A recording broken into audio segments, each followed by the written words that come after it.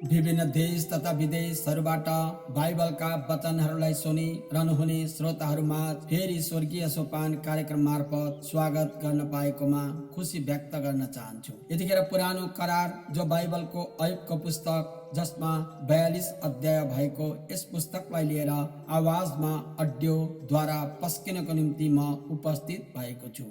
यो अयुबको पुस्तकमा के लेखिएको छ त भनी वचनलाई वाचन सुरु गर्नु पूर्व संक्षिप्तमा केही कुरा भन्नुपर्छ, नत्र नभनी बुझ्नलाई अप्ठ्यारो पर्ला, साथै अधुरो पनि रहला भन्ने लागि रहेको छ। त्यसै भएर पनि यो अयुबको पुस्तक लामो भएका कारणले मैले यसलाई 2 खण्डमा विभाजन गरेर पुस्तकलाई अवलोकन गर्दा यहाँ संक्षिप्तमा भन्न चाहे कि यहाँ अयुब धर्मी मानिस थिए त किन धर्मीले दुःख पाएको भन्ने प्रश्न उठ्न सक्छ कि परमेश्वरले दया र करुणा मात्र देखाउनुहुन्छ, केही गर्नुहुन्न। अयुबको पुस्तकले उठाएको विषयवस्तु आजको निम्ति एउटा ज्वलन्त र सान्दर्भिक विषय हो। यसमा अयुबले जीवनको पूर्वार्धमा दुःख नै दुःख भोगेको पाइन्छ, तर उत्तरार्धको अन्तिम अवस्था भने पूर्वार्धको दुःखलाई चटक्कै बिर्साइदिने आशिषै आशिषले भरिएको हामी पाउँदछौँ। परमेश्वरले अयुबको जीवनमा गर्नुभएको असीम प्रेमलाई यस अयुबको पुस्तक पढेर हामी थाहा पाउँदछौँ कि सम्पूर्ण प्रभुत्व परमेश्वरमा नै छ। मानवलाई उहाँको प्रभुत्व कदर नगरी धर छैन।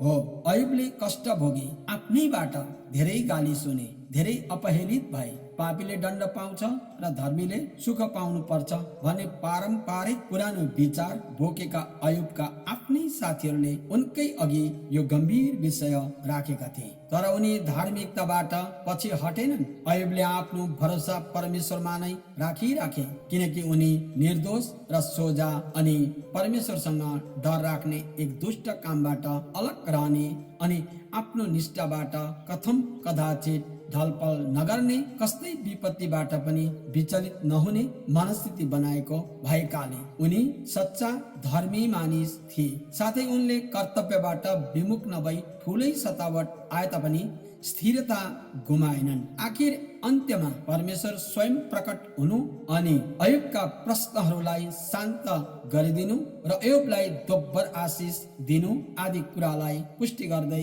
अयुबको पुस्तकले युगौं पुरानो प्रश्नको सामना गर्छ। साथै परमेश्वर न्यायी र प्रेमिलो हुनुहुन्छ भन्ने कुरालाई पनि पूर्ण सच्चाईका साथ परमेश्वरबाटको आशिष र सत्यतालाई प्रतिपादन गरेको यस पुस्तकले प्रस्ट्याएको बुझ्न सक्नेछौँ। अझ खुलाएर भन्नु पर्दा यस अयुबको पुस्तक प्रथम खण्डमा अयुबको जाँच गरिनका साथै उनले गर्नु परेको शोक, सहनु परेको हप्की, आफ्नो दशामा गर्नु परेको बिलौना, आफूले अधर्मको दोष खेप्नु परेको अवस्था, छोटो जीवनमाथि गर्नु परेको चिन्ताको विषय, अयुबको परमेश्वर माथिको विश्वास, भरोसा अनि प्रतिफल र दुष्टहरूको क्षणिक सफलताको विषयलाई र अयुबलाई स्थिरताको कारणले अन्त्यमा परमेश्वरबाट कसरी र कस्तो दोब्बर आशिष मिलेको थियो भन्ने कुरा यस खण्डमा सुनेर र पढेर हामी बुझ्न सक्नेछौँ। यसर्थ हामीले पनि जीवन व्यर्थ होस् वा सार्थक आफूलाई बुझ्न अयुबले झैं स्थिरता राख्यौं र परमेश्वरमा नै जीवनको साँचो अर्थ र उद्देश्य पाउन कर्तव्य निष्ठ बन्यौं भने र परमेश्वरमा बढ्न र उहाँबाट आशिष प्राप्त गर्न बाइबल पढ्न र सुन्न साँच्चै आवश्यक छ। आज यस अडियो मार्फत सुनेर पनि थाहा गर्न सक्नेछौँ कि परमेश्वरको असीम प्रेम, उहाँको अनुग्रह, उहाँको दया र कृपा खाँचोलाई पूरा गर्न कति धेरै प्रशस्तता छ र हामी पाउँदछौँ भन्ने कुरालाई बुझ्न र परमेश्वरमा विश्वास साथ बढ्न र उहाँबाट आशिष प्राप्त गर्न अनि जीवन सुरक्षित र आनन्दित बनाइराख्नका लागि तपाईँ हामीले बाइबल पढ्न र सुन्न आवश्यक रहेछ भन्ने कुरा थाहा गर्नेछौँ। साँच्चै नै बाइबल मात्र यस्तो एक पुस्तक हो जसले जीवन जिउन सिकाउँछ। त्यसैले यसलाई सुन्दा मात्र पनि धेरै कुरा सिकिने र अयुब झै दोब्बर आशिषको कारण बन्न सक्नेछौँ भन्ने उद्देश्यलाई पूरा गर्दै नेपाल बाइबल सोसाइटीले प्रकाशित गरेको नयाँ संशोधित नेपाली पवित्र बाइबलको पुरानो करार अयुबको पुस्तकलाई लिएर कृष्ण भण्डारी काइलो युट्युब च्यानलको स्वर्गीय सोपानको तर्फबाट म पास्टर कृष्ण भण्डारी काइलो उपस्थित भएको छु। ल सुन्नुहोस् बाइबलको यो अयुबको पुस्तक अध्याय 1 देखि 21 अध्यायसम्म।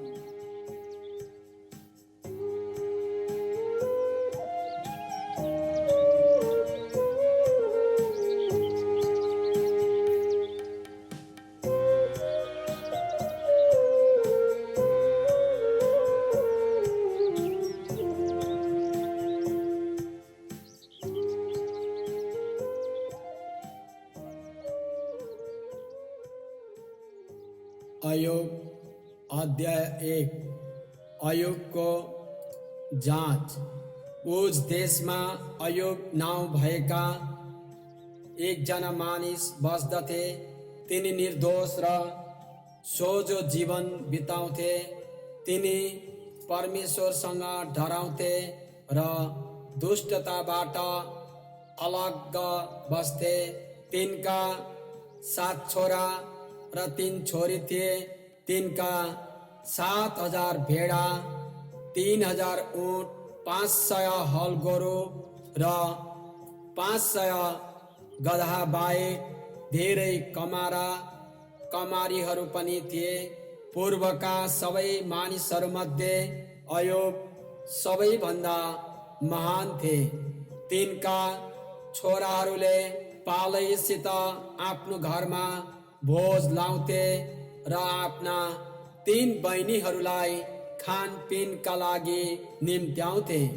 भोज दिने क्रम सिद्धिएपछि अयुबले आफ्ना छोरा छोरीहरूलाई बोलाएर शुद्ध बनाउने गर्थे। तिनी बिहान सबेरै उठी तिनीहरू प्रत्येकको निम्ति यो विचारले एउटा होम बलि चढाउँथे। सायद मेरा छोरा छोरीले पाप गरे होलान् र परमेश्वरलाई आफ्ना हृदयमा सरापे होलान्। अयुबले सधैँ यसै गर्थे। एक दिन स्वर्गीय दूतहरू परम प्रभुको सामुन्ने उपस्थित हुँदा शैतान पनि तिनीहरूसँग आयो। परम प्रभुले शैतानलाई सोध्नु भयो, त कहाँबाट आइस? त्यसले भन्यो, पृथ्वीमा चारैतिर घुमफिर गर्दै आएको हुँ। तब परम प्रभुले शैतानलाई सोध्नु भयो, के तैले मेरो दास अयुबलाई याद गरिस्?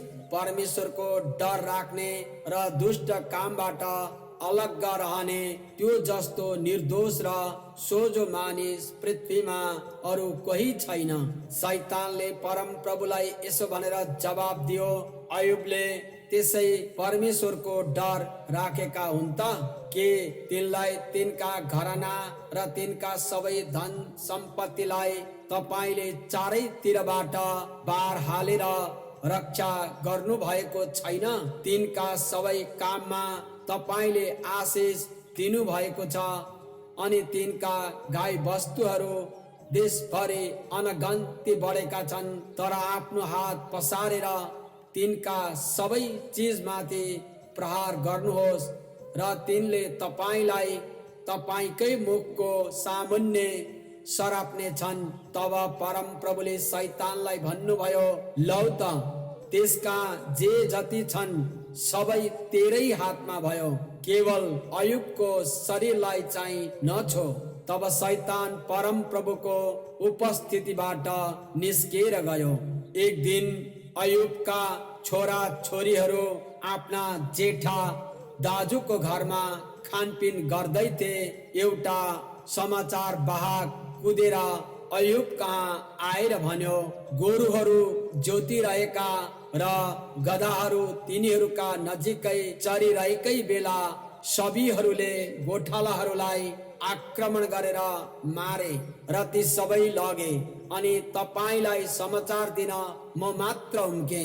त्यो बोल्दा बोल्दै अर्को समाचार वाहक आइपुग्यो। त्यसले भन्यो, परमेश्वरको अग्नि स्वर्गबाट झरेर भेडाहरू र गोठालाहरूलाई भस्म पार्यो। अनि तपाईलाई समाचार दिन म मात्र उम्के। त्यो बोल्दा बोल्दै अर्को एकजना आएर भन्यो, कल्दीहरूले छापा मार्ने 3 दल बनाएर र तपाईका ऊँटहरू आक्रमण गरी लगे। तिनीहरूले नोकरहरूलाई मारे र तपाईलाई समाचार दिनलाई म मात्र उम्के।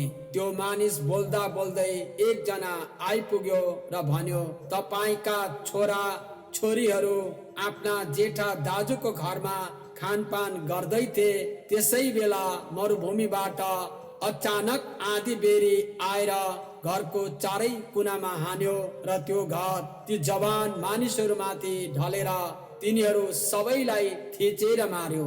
अनि समाचार दिन म मात्र उम्के। यो सुनेर अयुब उठे र तिनले आफ्नो लुगा च्याते। तिनले आफ्नो कपाल खौरे र भुइँमा घोप्टो परेर दण्डवत गरी भने, म आफ्नी आमाको गर्भबाट नाङ्गै आए अनि म नाङ्गै फर्केर जानेछु। परम प्रभुले दिनुभयो अनि परम प्रभुले लानुभयो। परम प्रभुको नाउँ धन्यको होस्। यी सबै कुरामा अयुबले परमेश्वरलाई गलत कामको दोष लगाएर पाप गरेनन्।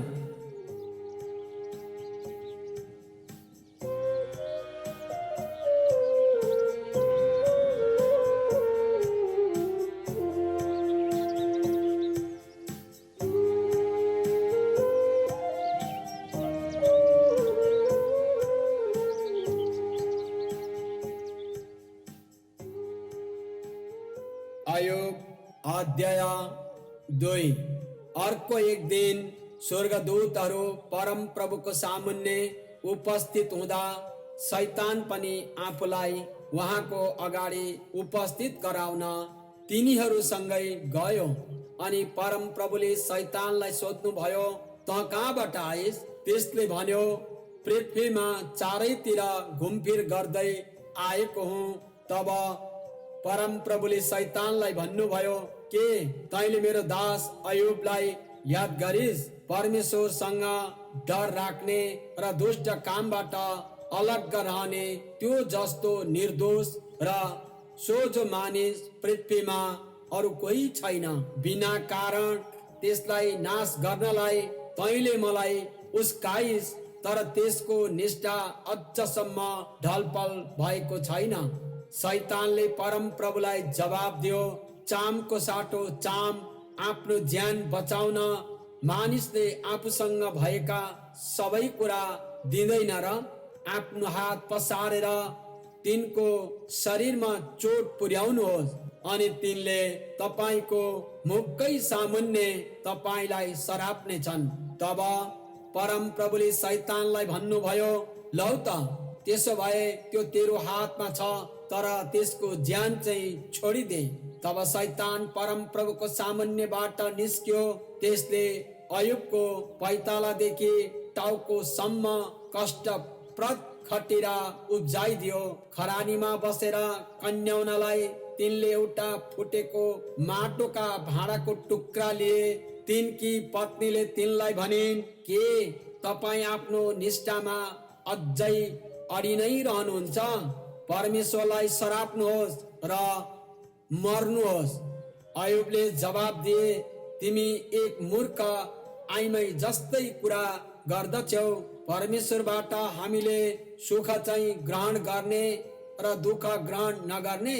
यी सबै कुरामा आफूले बोलेको कुरामा अयुबले पाप गरेनन्।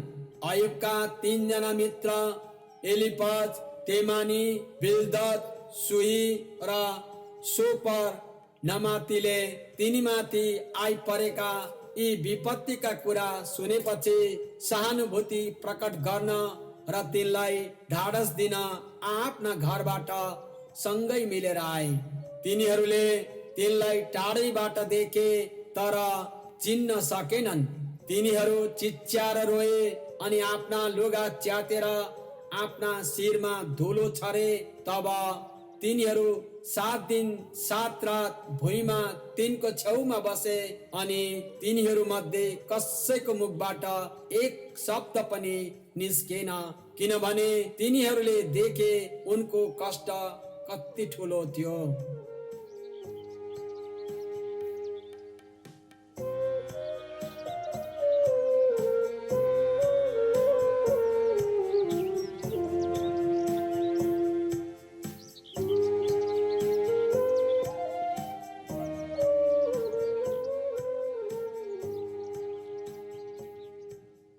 अयुब अध्याय 3। अयुबको शोक। तब अयुबले आफ्नो मुख खोलेर आफ्नो जन्मेको दिनलाई धिक्कार्न लागे अनि तिनले भने, धिक्कार होस्, म जन्मेको दिनलाई एउटा बालकको जन्म भयो भनिएको रात। त्यो दिन अन्धकारमा परिवर्तन होस्। स्वर्गबाट परमेश्वरले त्यसको वास्ता नगरून्। ज्योति त्यसमाथि नचम्कोस्, अन्धकार र मृत्युको छायाले त्यो रातलाई छोपोस्, बादलले त्यस दिनलाई ढाकोस्, त्यसको उज्यालोलाई अन्धकारले निभाइदियोस्, निष्पष्ट अँध्यारोले त्यस रातलाई निलोस्, वर्षका दिनहरूमा त्यस रातको गन्ती नहोस्, महिनाको गन्तीमा त्यो आउन नपाओस्, त्यो रात सदा सर्वदाको निम्ति बाँझो रहोस्, त्यसमा कुनै रमाहटको स्वर नसुनियोस्। जसले दिनहरूलाई सराप्छ त्यस दिनलाई सरापोस्, जो लिव्याथनलाई उठाउन तयार छ त्यसको बिहानीको कुनै ताराले प्रकाश नदियोस्। बिहानको उज्यालो त्यसले व्यर्थमा प्रतीक्षा गरिरहनु परोस्, त्यस दिनले उषाको प्रथम किरणलाई देख्नै नपाओस्, किनभने कष्ट मेरो आँखाबाट छल्नलाई मलाई जन्माउने गर्भको धोका त्यसले थुनेन। म जन्मने बित्तिकै किन खत्तम भइन, गर्भबाट निस्कन साथ म किन मरिन, मलाई ग्रहण गर्नलाई काख र मेरो स्याहार गर्न स्तनहरू किन थिए। त्यसो हुँदो हो त म शान्तिसित शून्य चिहानमा पढिरहने थिएँ, म मृत्युको निद्रामा सुतिरहने थिएँ र विश्राममा हुने थिएँ। संसारका राजा र सल्लाहकारहरूका साथमा, जसले आफ्नो लागि स्थानहरू बनाए, जुनहरू आज ध्वंस बनिसकेका छन्, शासकहरूसित जोसँग सुन थियो, जसले आफ्ना घरहरू चाँदीले भरे, समय नपुगी तुहेको बालक झैं मलाई किन जमिनभित्र लुकाइएन। दिनको उज्यालो कहिल्यै नदेखेको बालक झैं त्यहाँ दुष्टहरू खल्याङ मल्याङबाट आराम पाउँछन्, त्यहाँ थकितहरू विश्राममा हुन्छन्, बदुवाहरू सुखमा रमाउँछन् र अब प्रान्त कमरा खटाउनेको स्वर त्यहाँ सुनिँदैन। ठुला र साना त्यहाँ छन्, त्यहाँ कमरा आफ्ना मालिकबाट मुक्त भएको हुन्छ। दुःखमा हुनेहरूलाई उज्यालो देख्न किन दिइन्छ, मनमा दिक्क हुनेहरूलाई जीवन किन दिइन्छ। तिनीहरूलाई जसले मृत्युको प्रतीक्षा गर्छन् तर मृत्यु आउँदैन, गार्दन खोजेको भन्दा पनि धेरै जोशसँग तिनीहरू मृत्यु खोज्छन्। जुनहरू चिहानमा पुग्दा आनन्दले मग्न हुन्छन् र रमाउँछन्, परमेश्वरले चारैतिर घेरा लगाउनु भएको बाटोमा जसको बाटो लुकाइएको हुन्छ, तिनीहरूलाई किन जीवन दिइन्छ। मेरो भोजनको सट्टा सुस्केर आउँछ, मेरा आर्तनादहरू पानी झैं मबाट निस्कन्छन्। मलाई तर्साउने त्रासहरूले मलाई समातेका छन्, जे देखि म डराउँछु ती म माथि आइपरेका छन्। मेरो मनमा न त शान्ति छ, न मेरो निम्ति विश्राम नै छ, तर खलबल मात्र छ।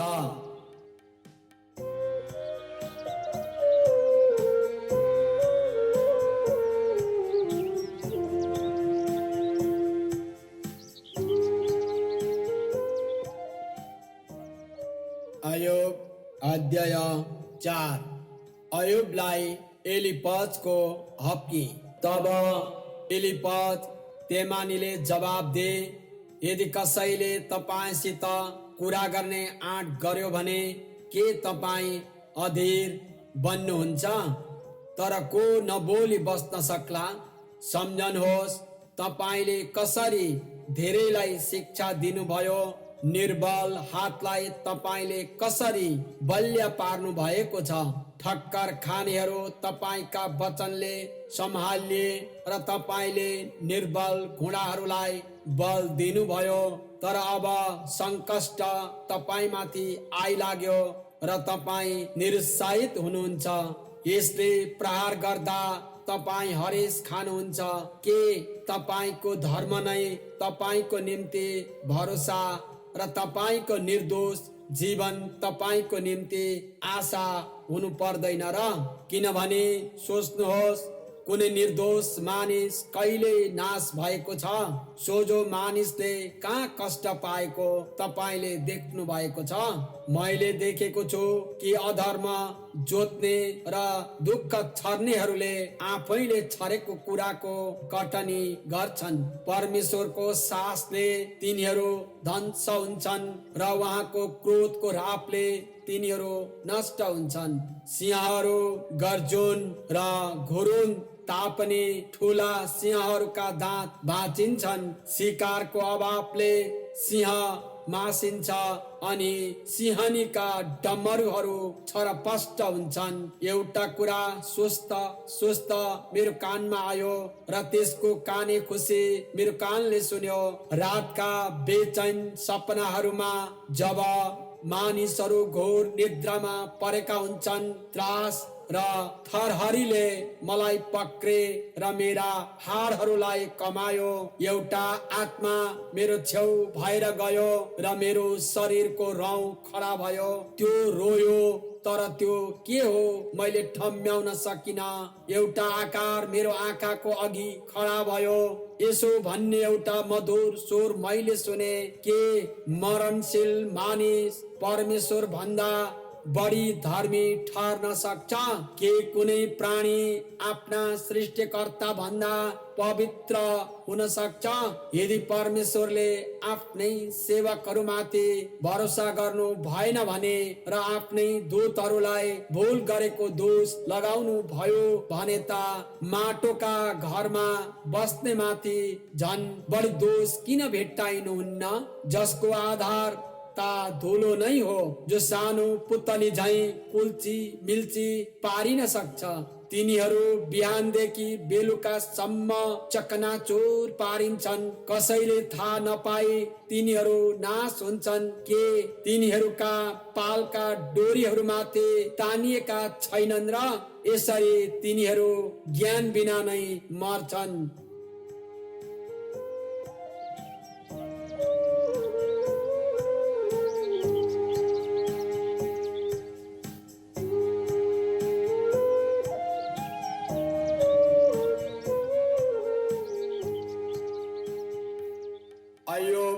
अध्याय 5।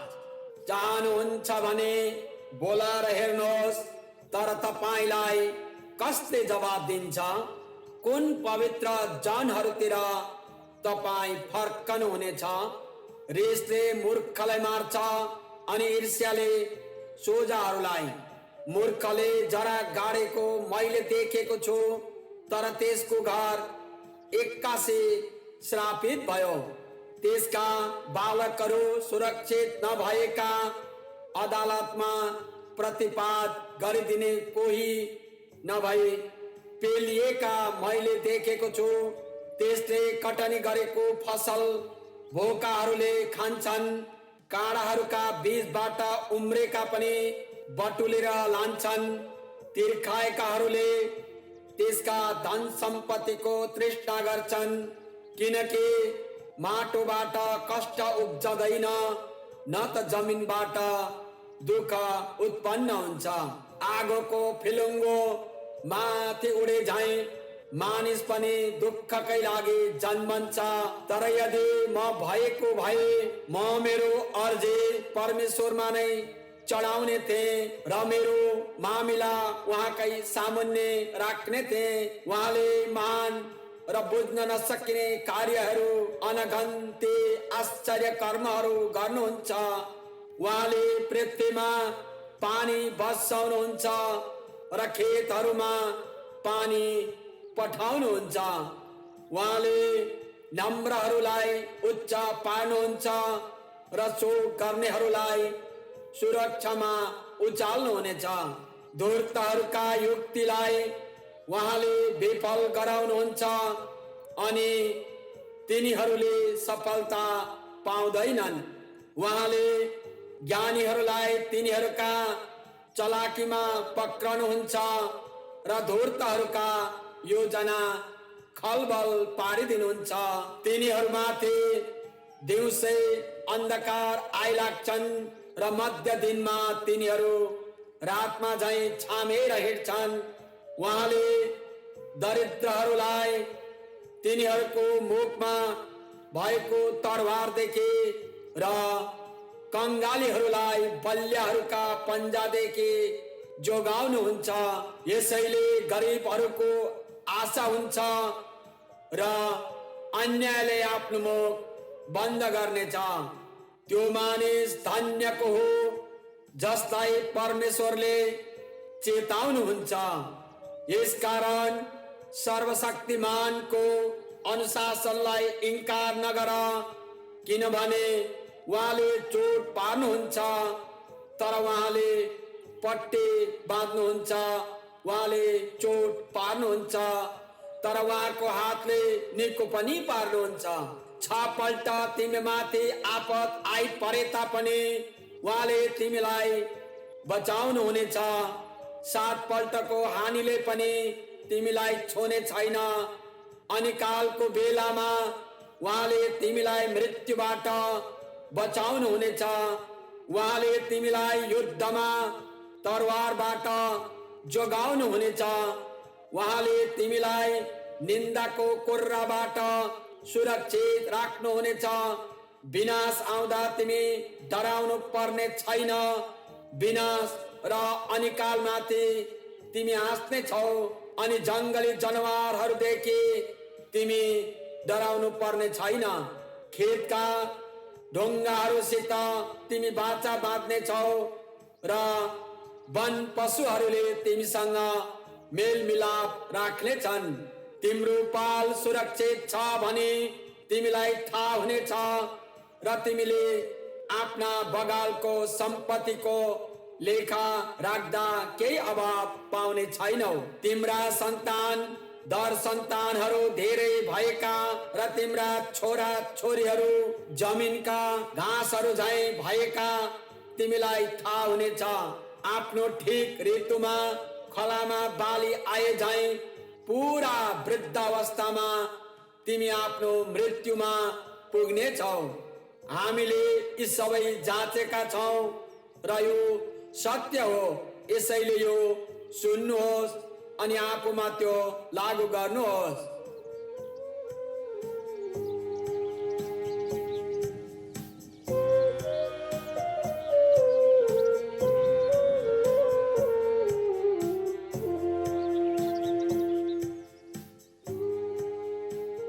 अयोब अध्याय 6। आफ्ना मित्रहरूलाई अयुबको हप्की। तब अयुबले जवाब दे, हाय मेरो मनको दुःख जोख्न मात्र सकिए त अनि मेरा सबै विपत्ति तीसँगै तराजुमा राखिएको भए त समुद्रका बालुवा भन्दा पनि ती गरुङ हुने थिए। मेरा वचन उग्र भएकोमा कुनै आश्चर्य छैन। सर्वशक्तिमानका काँड ममा गाडिएका छन् अनि तिनका बीज मेरो आत्माले पिउँदछ। परमेश्वरका त्रास मेरो विरुद्धमा खडा छन्। के वनगधा घाँस पाउँदा कराउँछ अथवा आफ्नो कुँडो पाउँदा गोरु डुक्रन्छ? के खल्लो खानेकुरा नुन बिना खान सकिन्छ? के अन्डाको सेतो भागमा केही स्वाद हुन्छ? मलाई भोक लाग्दा पनि ती छुन मन लाग्दैन। यस्तो भोजनले मलाई बिरामी बनाउँछ। हाय मैले बिन्ती गरेको कुरा पाए त हुने थियो। मैले आशा गरेको थोक परमेश्वरले मन्जुर गर्नु भए त हुने थियो। मलाई धुलो पिठो पार्न परमेश्वर इच्छुक भए त हुने थियो। उहाँको हात स्वतन्त्र भएर मलाई खत्तम पारे त हुने थियो। त्यसले बरु मलाई शान्ति हुने थियो र कष्टमा पनि म आनन्दले उफ्रने थिएँ। किनभने पवित्र जनका वचन मैले इन्कार गरेको छैन। ममा के शक्ति छ र म अझ पनि आशा गरौँ? मेरो अन्त के हुन्छ र म धैर्य धारण गरौँ? के मेरो शक्ति ढुङ्गाको जस्तै छ र अथवा के मेरो मासु काँसाको हो र के ममा आफूलाई सहायता गर्न केही बल रहेको छ, किनकि अब सफलता मबाट हटाइएको छ। सर्वशक्तिमान तर्फको विश्वास त्यागेको भए तापनि निराश भएको मानिसलाई मित्रहरूको आस्था त हुनुपर्ने थियो। तर मेरा दाजु भाइहरू त पहाडका सुक्ने र भल आउने खोला झैं भरोसा गर्न नसकिने भए भल आउने खोला झैं जब पग्लेका बरफले अथवा हिउँ पग्लेर भल आउँछ तर सुक्खा ऋतुमा बग्न छोड्छन् र तापले ती नालाबाट हराइहाल्छन्, तब यात्री दल आफ्ना बाटोबाट तर्केर जान्छन्। तिनीहरू विनाशतिर उक्लन्छन् र नष्ट हुन्छन्। तेमाका यात्री दल आफ्ना निम्ति ती खोलाका पानी खोज्छन्। सेवाका व्यापारी दल तिनको आशा सहित हेर्छन्। आफूले भरोसा गरेका सबै कुरामा तिनीहरू निराश हुन्छन्। तिनीहरू निराश हुनलाई मात्र त्यहाँ पुग्छन्। अब तपाईहरू पनि सहायता विहीन हुनुहुन्छ भनी साबित भयो। तपाईहरूले केही डरलाग्दो कुरा देख्नुभयो र भयभीत हुनुभयो। मेरो पक्षमा केही दिनुहोस्, मेरो निम्ति तपाईहरूको धन सम्पत्तिबाट मेरो छुटकाराको धरौटी तिरिदिनुहोस् भनी मैले भनेर मलाई मेरा शत्रुहरूबाट छुटाउनुहोस्। निष्ठुर मानिसहरूका हातबाट दाम तिरेर मलाई मुक्त गर्नुहोस् भनी मैले कहिल्यै भने। मलाई सिकाउनुहोस् र म चुपचाप बसेर सुन्नेछु। मैले कहाँ गल्ती गरेँ मलाई देखाइदिनुहोस्। इमानदार वचनहरू कति कष्टप्रद छन्, तर तपाईहरूको तर्कले के प्रमाणित गर्दछ? मैले भनेका कुराहरू तपाईहरू सच्याउन चाहनुहुन्छ र निराश मानिसको वचनलाई बतास झैं ठान्नुहुन्छ।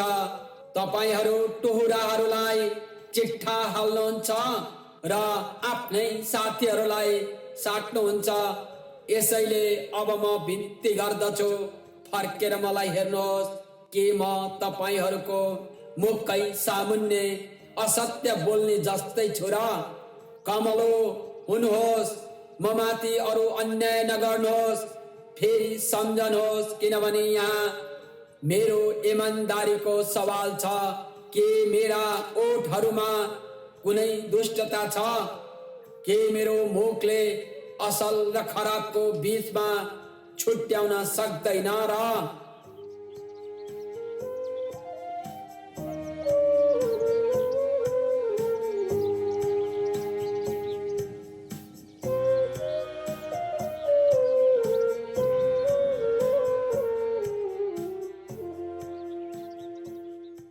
अयुब अध्याय 7। परमेश्वरसँग अयुबको प्रतिवाद। के पृथ्वीमा मानिसले कठिन कार्य गर्नु पर्दैन अनि के त्यसका दिनहरू ज्यालामा काम गर्नेहरूका जस्तै छैनन् र? बेलुकीको शीतल छाया खोज्ने दासले झैं अथवा आफ्नो ज्यालाको निम्ति उत्सुकतापूर्वक पर्खिरहने नोकर झैं यस्तै व्यर्थका महिना मेरा भाग भएका छन्। दुःखका रातहरू मेरो निम्ति ठहराइएका छन्। जब म ढल्कन्छु तब म विचार गर्दछु, कहिले उज्यालो हुन्छ र म उठौँ। रात लामो हुन्छ र मिरमिरे उज्यालो नहुन्जेल म यता उता छटपटाइरहन्छु। मेरो शरीर किराले र पाप्राले भरिएको छ र मेरो छालामा चिरा चिरा परेर पिप निस्कन्छ। जुलाहाको थोरी भन्दा चाँडो मेरा दिन बित्छन्। मेरा दिनहरू आशा बिना अन्त हुन्छन्। हे परमेश्वर, मेरो जीवन त हावाको एक झोक्का मात्र हो भनी सम्झनुहोस्। मैले फेरि सुदिन देख्न पाउने छैन। अहिले मलाई देख्ने आँखाले फेरि कहिले देख्ने छैन। तपाईले मलाई खोज्नुहुनेछ तर म लोप भइहाल्नेछु।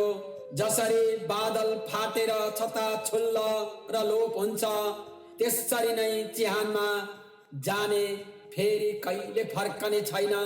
त्यो फेरि कहिले घरमा फर्केर आउँदैन अनि त्यसलाई चिन्नेहरूले त्यसलाई बिर्सने छन्। यसकारण म चुप लागि बस्ने छैन। मेरो मनको पीरमा म बोल्ने छु, मेरो प्राणको व्याकुलतामा म उजुर गर्ने छु। के म समुद्र हुँ अथवा समुद्रको भयानक जन्तु हुँ र तपाईँ मलाई पहराको निगरानीमा राख्नुहुन्छ?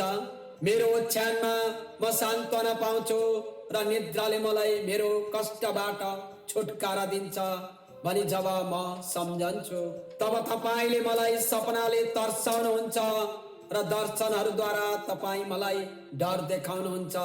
यसरी म यो मेरो शरीर भन्दा निमुठ्याई र मृत्युलाई रुचाउँछु। म मेरो जीवनलाई घृणा गर्दछु। बाँचिरहने मेरो इच्छा छैन। मलाई छोडिदिनुहोस्, किनभने मेरो जीवनको अर्थ छैन। मानिस के हो र तपाईँ त्यसको यति धेरै ख्याल गर्नुहुन्छ अनि तपाईँ त्यसको यति धेरै फिक्री गर्नुहुन्छ? बिहानै पछि त्यसलाई तपाईँ परीक्षा गर्नुहुन्छ अथवा प्रत्येक क्षण त्यसको जाँच गर्नुहुन्छ? के एक क्षण पनि तपाईँ मबाट अन्त कतै हेर्नुहुन्न अथवा मलाई एक्लै छोड्नुहुन्न? हे मानिसहरूका हृदय जाँच्नुहुने, यदि मैले पाप गरेको भए मैले कसरी तपाईको हानि गरेँ त? तपाईले किन मलाई आफ्नो निशाना बनाउनु भयो? के म तपाईको निम्ति बोझ भएको छु? तपाईँ किन मेरो अपराध माफ गर्नुहुन्न र मेरा पाप क्षमा गर्नुहुन्न? किनकि चाँडै म चिहानमा सुति जानेछु।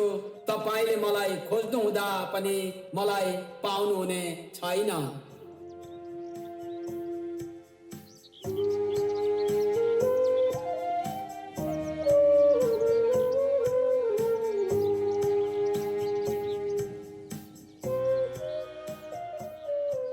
अयोग अध्याय 8। परम प्रभुको न्यायलाई बिल्दतको पुष्टिकरण। तब बिल्दत सुईले यसो भन्न सुरु गरे, तपाईले कहिलेसम्म यस्तो कुरा गरिरहनुहुन्छ? तपाईका वचनहरू गर्जने हावा मात्र हुन्। के परमेश्वरले न्यायलाई भ्रष्ट पार्नुहुन्छ? के सर्वशक्तिमानले इन्साफलाई भ्रष्ट गर्नुहुन्छ? जब तपाईका छोरा छोरीले उहाँको विरुद्धमा पाप गरे, उहाँले तिनीहरूलाई तिनीहरूकै पापका शिकार बनाउनु भयो।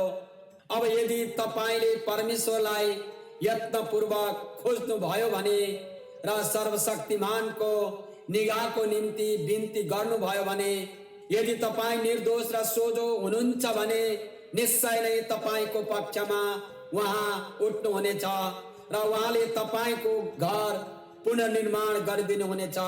तपाईको सुरुको अवस्थाहरू निम्न देखिनेछन्, त्यसरी तपाईको अन्त अति महान हुनेछ।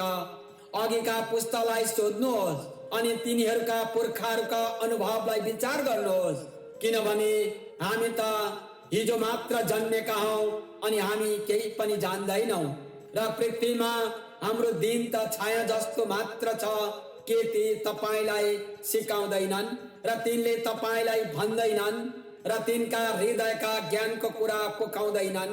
के सिंसार नभएको ठाउँमा काँस नर्कट अग्ला हुन्छन्? के निगालाहरू पानी बिना लहलह बढ्न सक्छन्? तिनीहरू बढ्दै गरेको अवस्थामा र काट्न तयार नभएकै समयमा घाँस भन्दा चाँडै नै ओइलाइहाल्छन्। परमेश्वरलाई बिर्सनेको दशा पनि त्यस्तै हुन्छ। ईश्वरहीन मानिसहरूको आशा यसरी नष्ट हुन्छ। त्यसको भरोसा पातलो धागो जस्तै हुन्छ। त्यसको आशाको जग माकुराको जाल जस्तै हुन्छ। त्यो आफ्नो जालमा अडेस लाग्छ तर त्यसले उसलाई थाम्न सक्दैन। उसले त्यसलाई अठ्यार समाते तापनि त्यो स्थिर रहँदैन।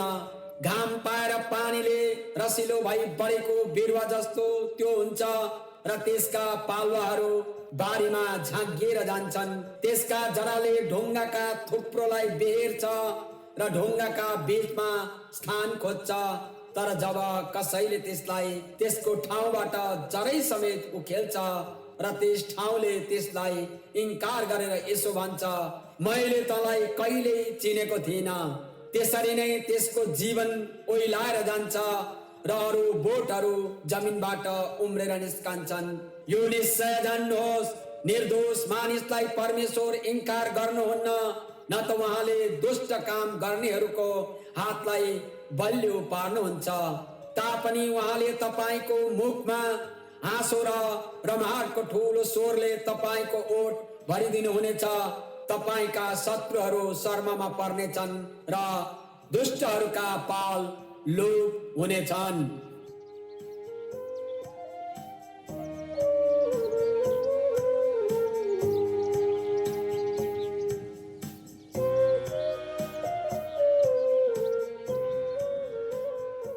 अय्योब अध्याय 9। परमेश्वरलाई जवाब दिन अय्योबको असमर्थता। अय्योबले जवाब दे, निश्चय नै यो सत्य हो भनी म जान्दछु, तर परमेश्वरको अघि कुनै मानिसले आफूलाई कसरी धर्मी ठहराउन सक्छ? यदि कुनै मानिसले परमेश्वरसित बहस गर्न इच्छा गर्यो भने त्यसले हजारमा एउटा प्रश्नको जवाब दिन सक्दैन। उहाँ ज्ञानी हुनुहुन्छ, उहाँ शक्तिशाली हुनुहुन्छ, उहाँको प्रतिरोध गरी जिद्दी गरेर कुन मानिस बाँच्न सकेको होला? उहाँले पर्वतहरूलाई तिनीहरूले थाहै नपाई सार्नुहुन्छ र क्रोधमा तिनीहरूलाई पल्टाउनुहुन्छ। उहाँले पृथ्वीलाई त्यसका ठाउँबाट हल्लाउनुहुन्छ र त्यसका सबै जगहरू काँप्छन्। उहाँले सूर्यलाई उदय नहुने आज्ञा गर्नुहुन्छ र ताराहरूका प्रकाशलाई बन्द गर्नुहुन्छ। उहाँले नै हो आकाश फिजाउनु भएको र उहाँ नै समुद्रका छालहरूमाथि हिँड्नुहुन्छ। उहाँले सप्तर्षि, मृगशिरा र किरकिटी ताराहरू र दक्षिणका तारागण बनाउनु भयो। महान र अथाह कार्यहरू, अनगन्त्य आश्चर्यका कामहरू उहाँ गर्नुहुन्छ। उहाँ मेरो छेउबाट भएर जानुहुन्छ, म उहाँलाई देख्न सक्दिन। उहाँ आफ्नो बाटो लाग्नुहुँदा मलाई थाहै हुँदैन। उहाँले खोज्नु भयो भने कसले उहाँलाई रोक्न सक्छ? तपाईँ के गर्दै हुनुहुन्छ भने कसले उहाँलाई सोध्न सक्छ? परमेश्वरले आफ्नो क्रोध शान्त गर्नुहुन्न। राहाबका सहयोगीहरू उहाँका खुट्टामा न्यूरन्छन्।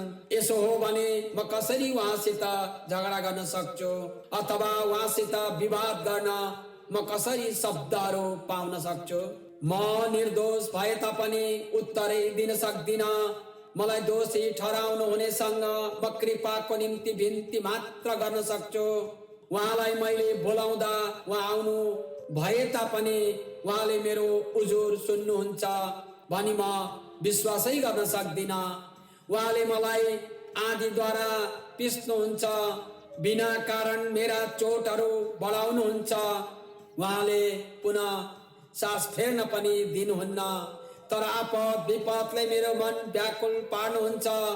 यदि यो सामर्थ्यको कुरा हो भने उहाँ महान हुनुहुन्छ, र यदि यो इन्साफको कुरा हो भने उहाँलाई कसले बोलाउन सक्छ? म निर्दोष भए तापनि मेरै मुखले मलाई दोषी ठहराउँछ। म निरपराधी भए तापनि यसले मलाई दोषी घोषणा गर्नेछ। यद्यपि म निर्दोष छु तापनि म आफ्नो निम्ति केही वास्ता गर्दिन। म आफूलाई घृणा गर्दछु, तर कुरो त एउटै छ। यसै कारण म भन्दछु, उहाँले निर्दोष र दुष्ट दुवैलाई नष्ट गर्नुहुन्छ। जब विपत्तिले एक्कासी मृत्यु ल्याउँछ, उहाँले निर्दोषको दशामाथि ठट्टा गर्नुहुन्छ। जब जमिन दुष्टहरूको हातमा पर्छ, उहाँले सबै न्यायकर्ताहरूका आँखा बन्द गरिदिनुहुन्छ। अथवा त्यो गर्नुहुने उहाँ हुनुहुन्न भने त को हो? मेरो आयु धावक भन्दा पनि वेगसित दौडन्छ, कुनै हर्षको झल्को बिना नै त्यो बित्दै जाँदैछ। निगालाको ढुङ्गा जस्तै ती चाँडो बगेर जान्छन्।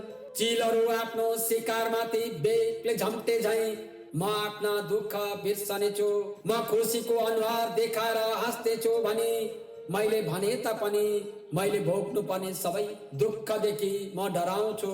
म जान्दछु कि तपाईँले मलाई निर्दोष ठहराउनुहुन्न। म दोषी ठहरिसकेको छु भने म किन व्यर्थमा परिश्रम गरौँ। मैले आफूलाई साबुनले नुहाए तापनि अथवा सोडाले आफ्नो हात सफा गरी धोए भने तापनि तपाईँ मलाई हिलैमा फाल्नुहुन्छ र मेरा लुगाले पनि मलाई घृणा गर्नेछन्। उहाँ म जस्तै मानिस हुनुहुन्न कि म उहाँलाई जवाब दिन सकौँ अथवा अदालतमा हामी एउटा अर्काको सामना गर्न सक्छौँ। हाम्रा बीचमा कोही मध्यस्थ भए, हामी दुई माथि हात राख्ने कोही भए त परमेश्वरको लाठो मेरो पीठबाट हटाउनु हुने कोही भए त त्यसरी उहाँको त्रास अबदेखि म माथि आउने थिएन। तब म उहाँसँग नडराई बोल्ने थिएँ, तर अहिलेको यो अवस्थामा म सक्दिन।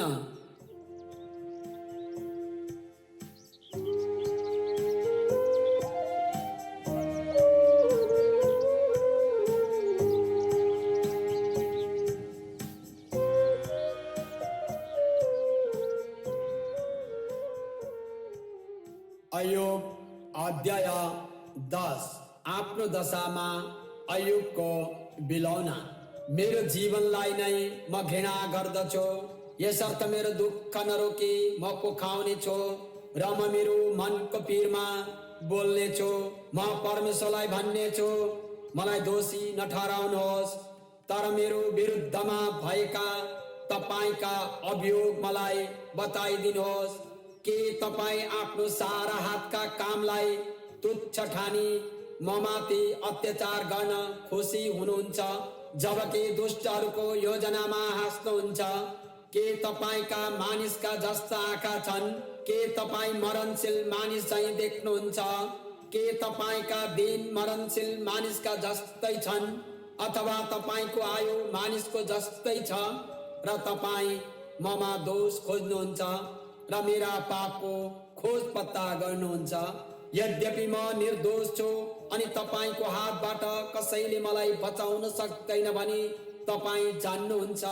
तपाईकै हातले मेरो आकार बनाए अनि मलाई सृष्टि गरे। के अब फर्केर तपाईँ मलाई नाश गर्नुहुन्छ? यो कुरा सम्झनुहोस् कि तपाईले नै मलाई माटोलाई झै आकार दिनुभयो। के अब मलाई धुलैमा परिणत गर्नुहुन्छ? के तपाईले मलाई दूध झैं खन्याउनु भएको होइन र दही झैं मलाई जमाउन लगाउनु भएको होइन? के तपाईले मलाई मासु र छालाले पहिलाउनु भएको होइन र हड्डी र नसाहरूले मलाई गाँस्नु भएको होइन? तपाईले मलाई जीवन प्रदान गर्नुभयो र आफ्नै निगाहमा मलाई राख्नुभयो अनि मेरो आत्मालाई तपाईकै ईश्वरीय अनुग्रहले रेखदेख गर्यो। तर यसलाई तपाईले हृदयमा गुप्त राख्नुभयो अनि म जान्दछु कि यो तपाईको मनमा थियो। यदि मैले पाप गरेको भए तपाईले मलाई हेरिरहनुहुन्थ्यो र मेरो दोषबाट मलाई तपाईले छोड्नु हुने थिएन। म साँच्ची नै दुष्ट छु भने मलाई धिक्कार होस्। म निर्दोष छु भने पनि मेरो शिर म खडा गर्न सक्दिन, किनभने लाजले भरिएर म मेरो कष्टमा झुकेको छु। यदि म अभिमानी भए सिंह झैं तपाईँ मलाई खोज्नुहुन्छ र फेरि भयानक शक्तिले तपाईँ मेरो सामना गर्नुहुन्छ। तपाईँ मेरो विरुद्धमा नयाँ साक्षी ल्याउनुहुन्छ र म प्रति रिस बढाउनु हुनेछ। मेरो विरुद्धमा तपाईका लहर लहर फौज आउने छन्। तपाईले किन मलाई गर्भबाट निकाल्नु भयो? म त्यही नै खतम भएको र कुनै आँखाले पनि मलाई नदेखेको भए त हुने थियो। म हुँदै नभएको भए वा गर्भैबाट चिहानमा पुर्याइएको भए हुने थियो। के मेरो छोटो जीवन बिति जाने समय भएन र? अन्धकारको देशमा जान अघि, घनघोर अन्धकारको देशबाट कहिल्यै नफर्कनु अघि, छायाहरू जम्मा हुने देश, अँध्यारो व्याप्त हुने देश, उज्यालोको किरणले प्रकाश नदिएको देश, निष्पष्ट अँध्यारोमा जान अघि मबाट फर्कनुहोस् र केही क्षणको निम्ति म खुसी हुन सकौँ।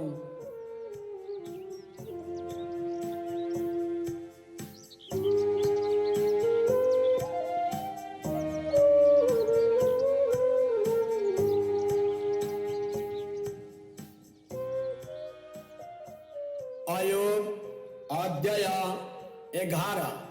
सोपरबाट अयुबलाई अधर्मको दोष।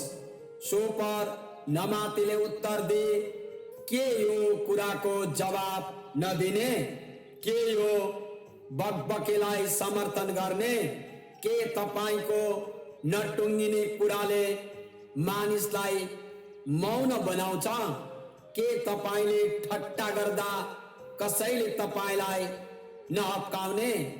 मेरा विचार ठिकै छन् र तपाईको दृष्टिमा म चोखो छु भनी तपाई परमेश्वरलाई भन्नुहुन्छ। परमेश्वर बोलुन्, उहाँले आफ्नो मुख तपाईको विरुद्धमा खोलुन् भन्ने मेरो कस्तो चाहना छ। अनि तपाईका बुद्धिका रहस्यहरू खोलिदेऊन्, किनकि सत्य बुद्धिका दुई पक्ष छन्। यो जान्नुहोस्, परमेश्वरले तपाईका कतिवटा पाप भुलिसक्नु भएको छ। के तपाई परमेश्वरको रहस्यको गहिराईलाई बुझ्न सक्नुहुन्छ? के तपाई सर्वशक्तिमानको सीमालाई जाँच्न सक्नुहुन्छ? त्यो त स्वर्ग भन्दा अग्लो छ। तपाई के गर्न सक्नुहुन्छ? त्यो त च्यान भन्दा गहिरो छ। तपाई के जान्न सक्नुहुन्छ? त्यसको नाप पृथ्वी भन्दा लामो छ र समुद्र भन्दा चौडा छ। उहाँ आउनु भई तपाईलाई बन्दी गृहमा राख्नुभयो र अदालत बोलाउनु भयो भने कसले उहाँको विरोध गर्न सक्छ? कुन कुन मानिस झुटा छन् उहाँले निश्चय जान्नुहुन्छ। अनि उहाँले अधर्म देख्नुभयो भने के उहाँले त्यसको लेखा राख्नुहुन्न? तर मूर्ख मानिस बुद्धिमान हुन सक्दैन। जसरी वन गधाको बछेडा मान्छे भएर जन्मन सक्दैन, तर पनि तपाईले आफ्नो हृदय ठिक बाटोमा लगाउनु भयो र आफ्ना हात उहाँतिर पसार्नु भयो। तपाईको हातमा भएको पाप दूर गर्नुभयो भने र कुनै अधर्मलाई तपाईको घरमा बस्न दिनु भएन भने तब कुनै शर्म बिना तपाईले आफ्नो शिर खडा गर्नुहुनेछ। तपाई डर बिना स्थिर मानिस हुनुहुनेछ। तब तपाईले आफ्नो दुःख बिर्सनुहुनेछ। बगेर गएको पानी झैं त्यो तपाईले सम्झनुहुनेछ। जीवन मध्य दिन भन्दा उज्यालो हुनेछ र अन्धकार चाहिँ बिहानमा परिवर्तन हुनेछ। आशा भएको हुनाले तपाई सुरक्षित हुनुहुनेछ। तपाईले चारैतिर हेर्नुहुनेछ र निर्धक्क सुत्नुहुनेछ। तपाई कसैको डर नमानी पल्टनुहुनेछ र धेरै मानिसहरूले तपाईको निगाह प्राप्त गर्न खोज्नेछन्। तर दुष्टहरूका आँखा बन्द हुनेछन्। भाग्ने बाटोहरू तिनीहरूका निम्ति बन्द हुनेछन् र तिनीहरूको आशा अन्तिम सुस्केर हुनेछ।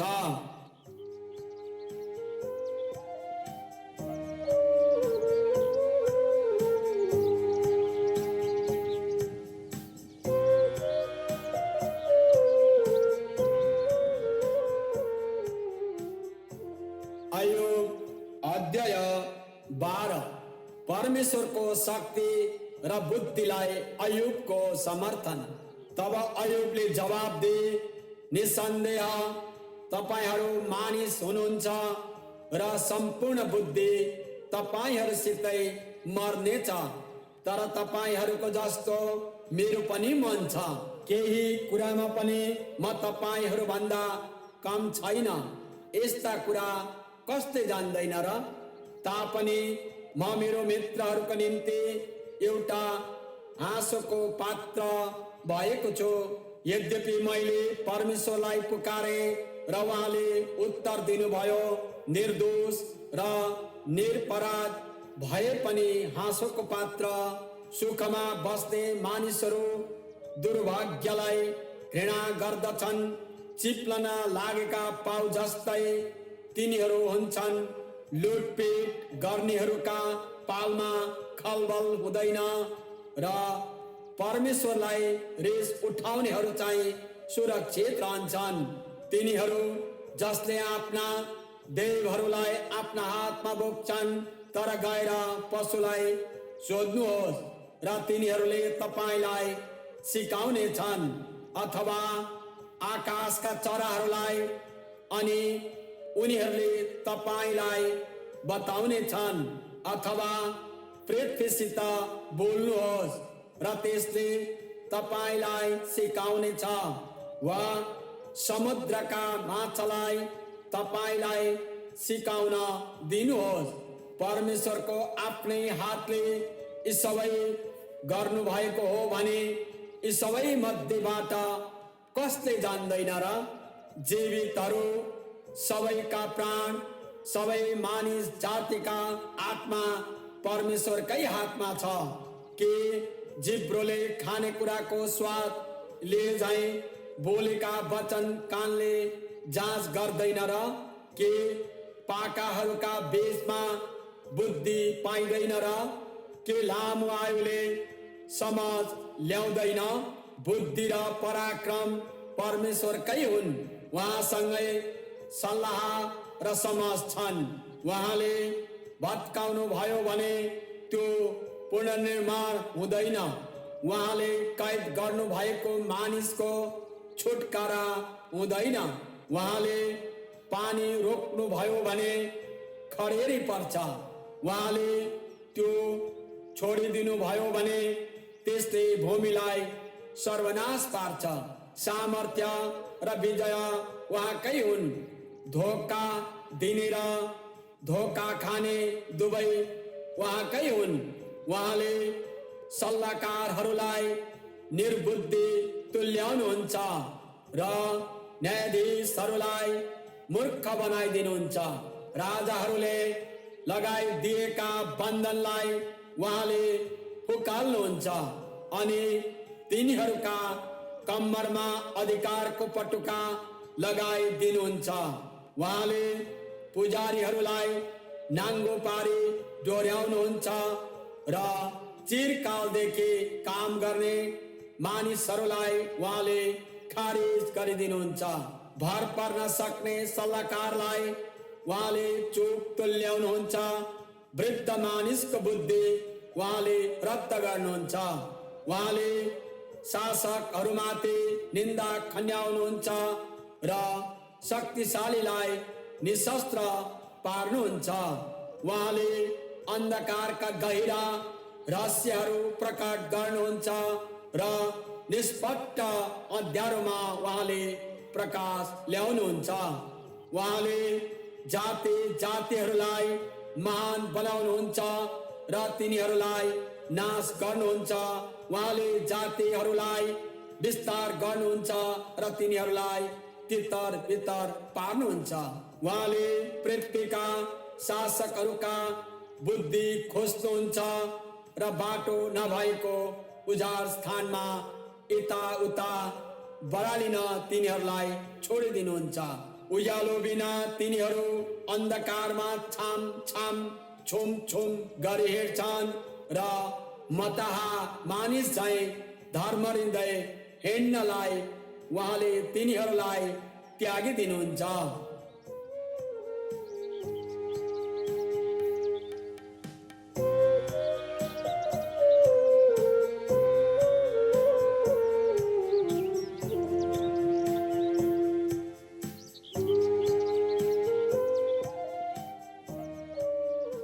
अयोग अध्याय 13।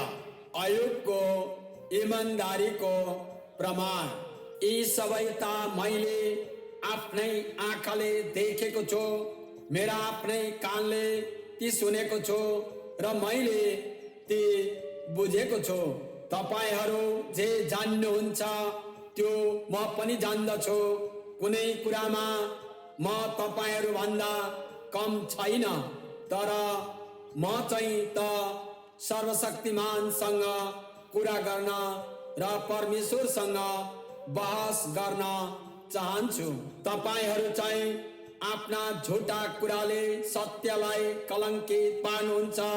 तपाईहरू सबै बेकम्मा वैद्यहरू हुनुहुन्छ।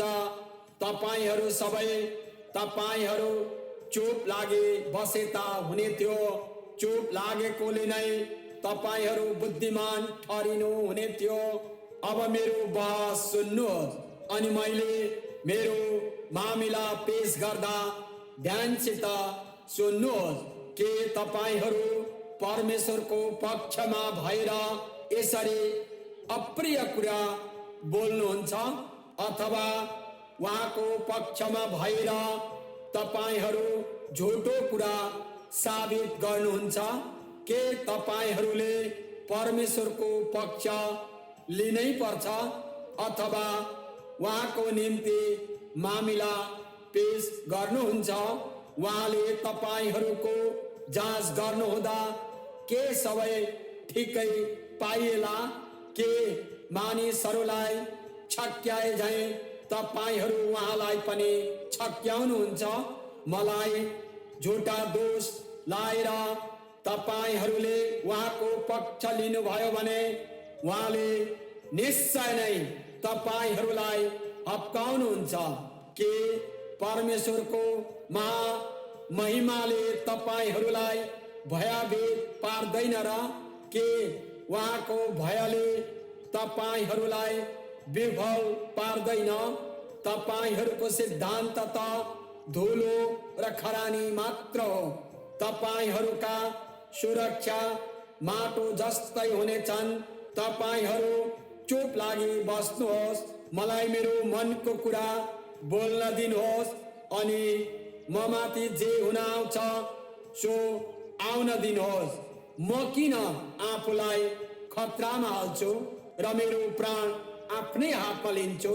उहाँले मलाई मार्नु भए तापनि म उहाँमाथि आफ्नो आशा राख्नेछु। म अझै मेरो मामिला उहाँको सामुन्ने पेश गर्ने नै छु। अवश्य यो मेरो छुटकाराको निम्ति हुनेछ, किनकि कुनै पनि ईश्वरहीन मानिस उहाँको सामुन्ने आउने आँट गर्दैन। सुन्नुहोस्, मेरो कुरा सुन्नुहोस् र मेरो व्याख्यामा कान थाप्नुहोस्। अब मैले मेरो मामिला तयार गरेको छु। मलाई यो थाहा छ म निर्दोष ठहरिनेछु। के कसैले मेरो विरुद्धमा दोष लाउन सक्छ? यदि हो भने म मौन रहनेछु र मर्नेछु। मलाई यी दुई कुराहरू मात्र मन्जुर होस्। हे परमेश्वर, तब म तपाईको दृष्टिमा लुक्ने छैन। तपाईको गह्रौँ हात मबाट टाढा लैजानुहोस् र तपाईको डरले मलाई भयभीत नपारोस्। तब मलाई डाक्नुहोस् र म जवाब दिनेछु, अथवा म बोल्नेछु र तपाईले मलाई जवाब दिनुहोस्। मैले कति धेरै अधर्म र पाप गरेको छु। मलाई मेरा कसुर र मेरो पाप जनाइदिनुहोस्। तपाईँ आफ्नो मुख किन लुकाउनुहुन्छ र मलाई आफ्नो शत्रु झैं व्यवहार गर्नुहुन्छ? के तपाईँ उडाएको पातलाई पनि खेद्नुहुन्छ? के तपाईँ सुकेको भुसको पछि लाग्नुहुन्छ? मेरो निम्ति तपाईले दण्ड तोकिदिनुभयो। मेरो युवावस्थाका दोष भोग्न लाउनुभयो। ठेङ्गुरामा मेरो खुट्टा ठोकिदिनुभयो। मेरा सबै मार्गहरूलाई जाँच्नुभयो। मेरो पैतालामा कमाराको निशान लगाउनु भयो।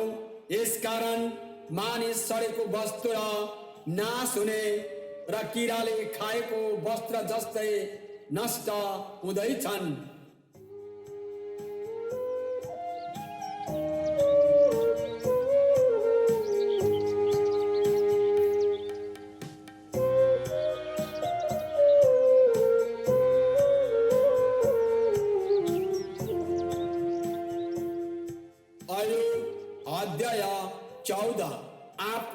छोटो जीवनमाथि अयुबको चिन्ता। स्त्रीबाट जन्मेको मानिस अल्प आयुको र अशान्तिले भरिएको हुन्छ। त्यो फुल झैं फक्रन्छ र ओइलाइहाल्छ, त्यो क्षणिक छाया जस्तै हराइहाल्छ, रहँदैन। के तपाईँ यस्तो प्राणीमाथि दृष्टि राख्नुहुन्छ? के त्यसलाई तपाईँ आफ्नो सामान्य न्यायको लागि ल्याउनुहुन्छ? अशुद्धबाट कसले शुद्ध निकाल्न सक्छ? कसैले सक्दैन। मानिसको जीवनका दिनहरू तोकिएका छन् अनि त्यसका महिनाको संख्या तपाईले निर्धारण गर्नु भएको छ र तपाईले त्यसको सीमा ठहराउनु भएको छ। त्यसले त्यो नाग्न सक्दैन। यसकारण त्यसबाट तपाईं आफ्नो मुख फर्काउनुहोस् र ज्यालादार मजदुरले जस्तै आफ्नो समय पुरा नगरेसम्म त्यसलाई एक्लै छोडिदिनुहोस्। रुखको लागि आशा हुन्छ, काट्यो भने त्यो फेरि पलाउने हुन्छ र त्यसमा नयाँ पालुवा आउन थामिँदैन। त्यसका जराहरू भुइँमा छिपिसके र त्यसको ठुटा जमिनभित्र मरे तापनि पानीको गन्ध पाएपछि त्यो फेरि पलाउन थाल्छ र कलिलो बोट झैं त्यो पलाएर आउँछ। तर मान्छे त मरिहाल्छ र लोप हुन्छ। मानिस आफ्नो आखिरी अवस्थामा आइपुग्छ र त्यो रहँदैन। जसरी समुद्रको पानी बिस्तार बिस्तार घट्दै जान्छ अथवा जसरी नदी घटेर सुकिहाल्छ, त्यसरी नै मरणशील मानिस ढल्छ र कहिल्यै उड्दैन। जबसम्म आकाशहरू मेटिँदैनन्, मानिसहरू बिउजने छैनन् अथवा आफ्ना निद्राबाट तिनीहरू फेरि कहिले उठ्ने छैनन्। तपाईले मलाई चिहानमा लुकाउनु भए अनि तपाईको रेस नहटेसम्म मलाई गुप्तमा राख्नु भए त तपाईले मेरो समयको सीमा तोकिदिएर मलाई सम्झनु भए त हुने थियो। के मानिस मरेपछि ऊ फेरि जिउँछ? मेरो कठिन सेवा जतिसुकै लामो भए पनि मेरो नवीकरणको निम्ति म प्रतीक्षा गर्नेछु। तपाईले मलाई बोलाउनु हुनेछ, म तपाईको जवाब दिनेछु। आफूले सृजनु भएको प्राणीलाई हेर्न तपाईले इच्छा गर्नुहुनेछ। निश्चय तपाईले मेरा सबै चाल हेर्नुहुनेछ, तर तपाईं मेरो पापको लेखा राख्नुहुन्न। मेरो हरेक कसुर तपाईको थैलोमा सञ्चय गरिएको हुनेछ। तपाईले मेरो अधर्म छोपेर राख्नुहुनेछ। तर पहाड खिएर चूर्ण भए झैं र चट्टान त्यसको ठाउँबाट हटाइए झैं, पानीले ढुङ्गाहरूलाई खियाए झैं तथा वर्षाको पानीले भुइँको माटोलाई खाए झैं तपाईले मानिसको आशा टुटाइदिनु भएको छ। आखिरमा तपाईले त्यसलाई जित्नुहुन्छ र त्यो रहँदैन। त्यसको अनुहारको रूप तपाईले बदल्नुहुन्छ र त्यो तपाईको दृष्टिबाट बहिष्कृत हुन्छ। त्यसका छोराहरू मान पाएर आदरणीय बने तापनि त्यसले चाहिँ त्यो थाहा पाउने छैन। तिनीहरू होच्याइए भने पनि त्यसलाई त्यो थाहा हुने छैन। त्यसले केवल आफ्नै शरीरको कष्ट मात्र थाहा गर्छ र त्यसले आफ्नै निम्ति मात्र विलाप गर्छ।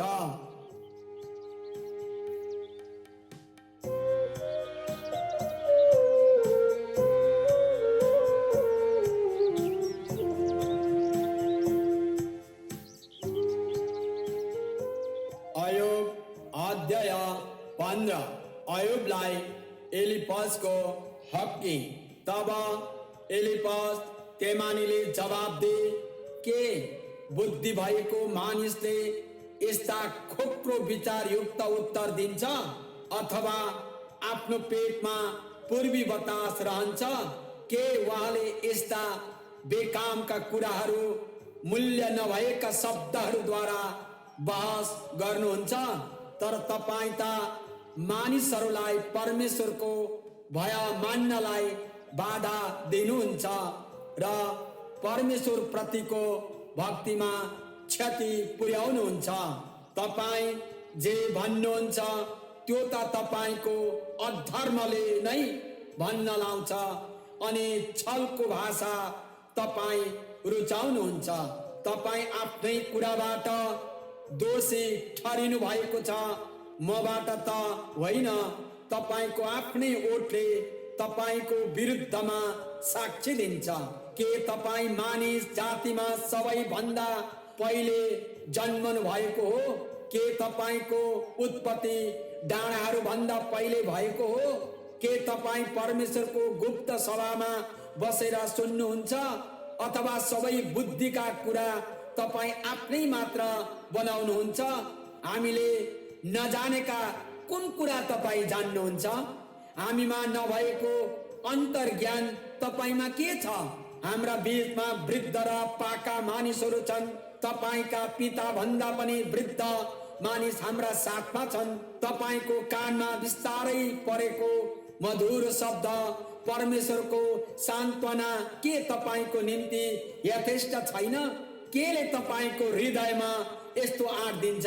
अनि तपाईं किन आफ्नो आँखा फुकाएर हेर्नुहुन्छ र तपाईं आफ्नो रिस परमेश्वरलाई पोखाउनुहुन्छ अनि आफ्ना मुखबाट यस्ता शब्दको भाव निकाल्नुहुन्छ?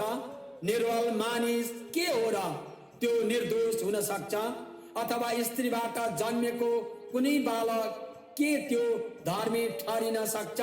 परमेश्वरले आफ्नै पवित्र जनमाथि भरोसा राख्नुहुन्न र स्वर्ग नै उहाँको दृष्टिमा निर्दोष छैन भने मानिस त झन् कति कम होला जो घिनलाग्दो र सडेको हुन्छ र जसले अधर्मलाई पानी झैं पिउँदछ। सुन्नुहोस् र तपाईलाई म बताउने छु र मैले देखेको कुरा म बयान गर्नेछु। जुन कुरा ज्ञानीहरूले आफ्ना पुर्खाहरूबाट पाएको केही नलुकाइकन घोषणा गरेका छन्, उनीहरूलाई मात्र देश अधिकार गर्न दिएको थियो। उनीहरूसँग कुनै विदेशी बसेका थिएनन्। दुष्ट आफ्नो जीवन कालभरि नै दुःखले सताइएको हुन्छ। निष्ठुर मानिसका वर्षहरू गनेर तोकिएका हुन्छन्। त्रासको शब्द त्यसको कानमा गुन्जिरहन्छ। शान्तिको समयमा पनि नाश गर्ने त्यसमाथि आइलाग्नेछ। अन्धकारको मुखबाट त्यसले उम्कने आशा गर्न सक्दैन। तरवारले मारिन त्यो छानिएको छ। गिद्धको लागि आहार फ्याँकिए झैं त्यो फ्याँकिन्छ। आफ्नो विनाश निश्चय नै आउँछ भने त्यस्तो मानिसले जान्दछ। दुःख र सुर्ताले त्यसलाई त्रसित बनाउँछ। युद्ध गर्न तयार भएका राजा झैं तिनीहरूले त्यसलाई व्याकुल पार्छन्, किनभने त्यसले परमेश्वरको विरुद्धमा आफ्नो हात उठाएको छ र सर्वशक्तिमानको विरुद्धमा जोरी खोजेको छ। आफ्नो बाक्लो र विशाल ढाल लिएर परमेश्वरको विरुद्धमा आक्रमण गर्न त्यो जाइलाग्छ। त्यसको गाली चिल्लोले भरिएको र त्यसको कम्मर बोसोले भरिएको भए तापनि त्यो नाश भएको सहर र घरमा बस्नेछ जहाँ कोही बस्दैनन्। ती घरहरू जो भत्केर ढुङ्गाको थुप्रो हुनेछन्, त्यो अब उपरान्त धनी हुने छैन र उसको सम्पत्ति रहने छैन, न त उसको सम्पत्ति जमिनमा फैलिनेछ। अन्धकारबाट ऊ उम्कन सक्ने छैन। ज्वालाले त्यसका टुसाहरू चाउरिने छन् अनि परमेश्वरको सासले त्यसलाई उडाएर लैजानेछ। बेकामका कुराहरूमाथि भरोसा गरेर त्यसले आफैलाई धोका नदेओस्, किनभने त्यसले सट्टामा केही पाउने छैन। उसको समय भन्दा पहिले नै उसलाई पूर्ण रूपले चुक्ता गरिनेछ अनि उसका हाँगाहरू सप्रने छैनन्। काँचैमा फल टिपिएका अङ्गुरका बोट जस्तै त्यो हुनेछ। फूलहरू झरेको भद्राक्षको बोट झैं त्यो हुनेछ, किनभने ईश्वरहीनहरूको समूह सबै बाँझो हुनेछ। गोसमान बढाउनेहरूका पालहरू आगोले नष्ट हुनेछन्। तिनीहरू कष्ट गर्भधारण गर्दछन् र खराबी जन्माउँछन्। तिनीहरूका गर्भहरूले छल रच्दछन्।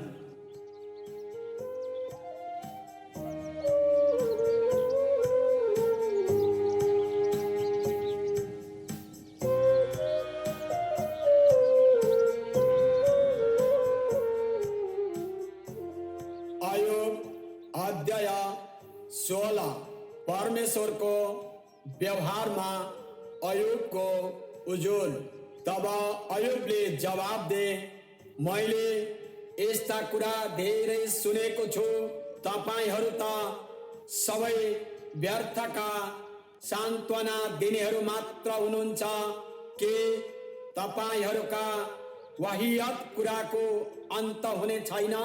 कहिले तपाईलाई झिझ्याउँछ र तपाई निरन्तर बहस गरिरहनुहुन्छ। यदि तपाईहरू र मैले आफ्नो स्थान साटासाट गरेको भए त म तपाईहरू जस्तै बोल्न सक्ने थिएँ। तपाईहरूका विरुद्धमा राम्रा राम्रा भाषण दिन सक्थे। म मेरो औँला तपाईहरूलाई ठड्याउने थिएँ, तर तपाईहरूलाई उत्साह दिन म साहसको वचन बोल्ने थिएँ। तब मेरो सहानुभूतिले तपाईलाई शान्ति मिल्ने थियो। तर पनि म बोले भने मेरो पीडा कम हुँदैन। म चुप लागे भने पनि मेरो कष्टले मलाई छोड्ने छैन। हे परमेश्वर, तपाईले मलाई व्याकुल पार्नु भएको छ। तपाईले मेरो परिवारलाई सखा पार्नु भएको छ। तपाईले मलाई बाँध्नु भएको छ र यो कुरा साक्षी भएको छ। म हड्डी र छाला भएको छु, यसैले मेरो विरुद्धमा साक्षी दिन्छ। क्रोधमा परमेश्वरले मलाई छिन्न भिन्न पार्नुहुन्छ र मेरो विरुद्ध दारा किट्नुहुन्छ। मेरा शत्रुले मलाई तर्केर हेर्नुहुन्छ। मानिसहरू मेरो गिल्ला गर्छन्, तिनीहरू मलाई थप्पड लाउँछन्। तिनीहरू मेरा चारैतिर मेरो विरुद्धमा एक हुन्छन्। परमेश्वरले मलाई कुकर्मीहरूका हातमा छोडिदिनु भएको छ र दुष्ट मानिसहरूका हातमा फालिदिनु भएको छ। म त आराममा बसिरहेको थिएँ, तर उहाँले म माथि आक्रमण गरेर लुच्नु भयो। उहाँले मलाई घित्रोमा अठ्याएर धुजा पार्नु भयो। उहाँले मलाई आफ्नो तारो बनाउनु भएको छ। उहाँका धनुर्धारीहरू मेरा चारैतिर छन्। निर्दयतापूर्वक उहाँले मेरो मृगौला छेड्नु भयो। उहाँले मेरो पित्त भुइँमा पोखाउनु भयो। बारम्बार उहाँ म माथि आइलाग्नुहुन्छ। एक लडाकु मानिस झैं उहाँ म माथि आइलाग्नु भयो। मेरो शरीर ढाक्नलाई मैले भाङ्रा सिएँ। मैले आफ्नो निधार धुलोमा गाडे। रुँदा रुँदा मेरा गालाहरू राता भएका छन्। मेरा आँखाका चारैतिर कालो भएको छ, तापनि मेरा हात उपद्रवमा लागेका छैनन् अनि मेरो प्रार्थना साँचो छ। हे पृथ्वी, मेरो रगतलाई नढाक अनि मेरो पुकारा कहिले नथामियोस्, किनभने अहिले मेरा गवाही त स्वर्गमा हुनुहुन्छ। मेरो निम्ति जवाब दिनलाई उच्चमा एउटा वकिल तयारी हुनुहुन्छ। मेरा मध्यस्थ मेरा साथी हुनुहुन्छ। जसै मेरा आँखाले परमेश्वरको अघि आँसु बगाउँछ, मानिसको निम्ति परमेश्वरसित तिनी बिन्ती गर्छन्। जसरी मानिसले आफ्नो साथीको निम्ति बिन्ती गर्दछ। म फेरि नफर्कने यात्रामा लाग्न भन्दा अघि रहेका वर्षहरू थोरै मात्र छन्।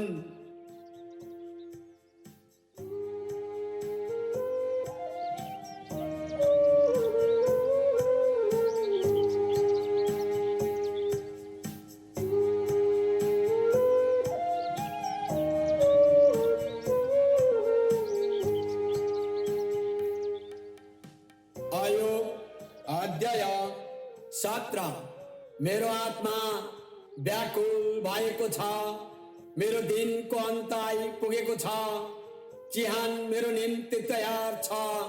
म जता फर्के पनि मानिसहरू मलाई ठट्टा गर्दछन्, मेरा आँखाले तिनीहरूको विरोधलाई मात्र हेर्नुपर्छ।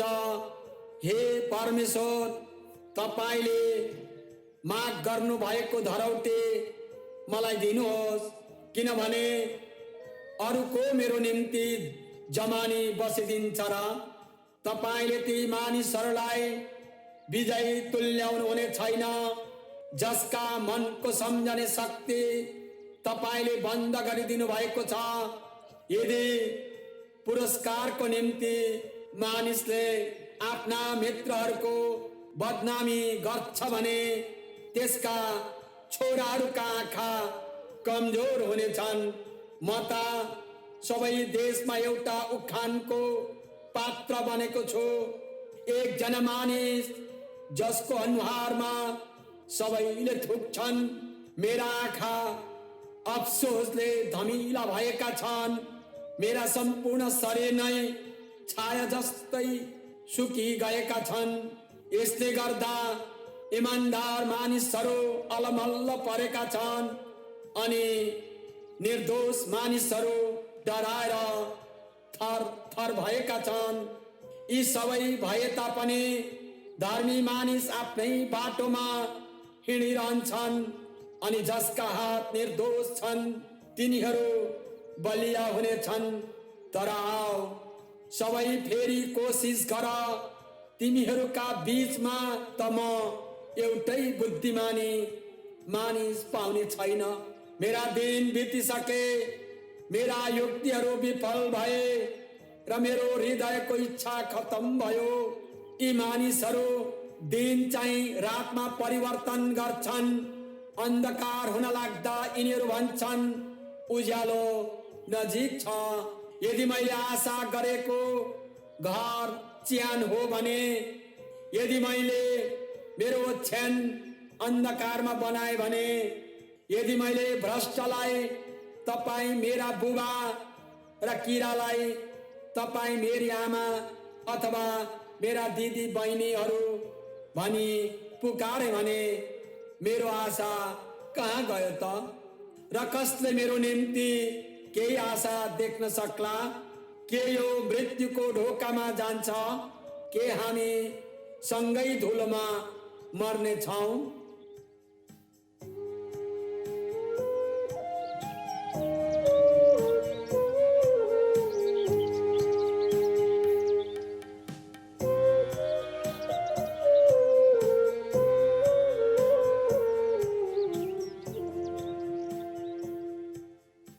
अय्योब अध्याय 18 दुष्टहरूको प्रतिफललाई बिल्ददले वर्णन गरेका।